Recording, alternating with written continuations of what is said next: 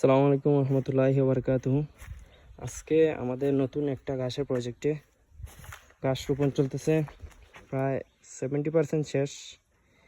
এখানে 10 শতক জমি আছে, এখানে আমাদের ঘাস রোপণ চলতেছে প্রায় শেষের পথে।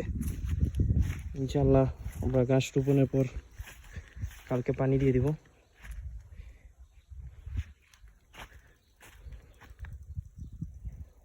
এখানে আমরা হোয়াইট জার্মান ঘাস রোপণ করছি।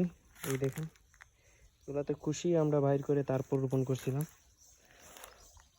আলহামদুলিল্লাহ রোপণের প্রায় শেষ, 70% শেষ হয়ে গেছে, আর অল্প কিছু জায়গা রয়ে গেছে বাকি।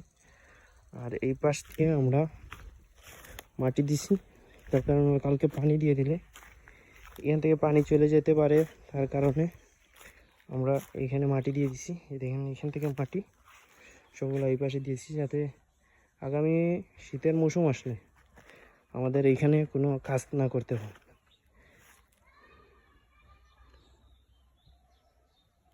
ধন্যবাদ সবাইকে। আসসালামু আলাইকুম।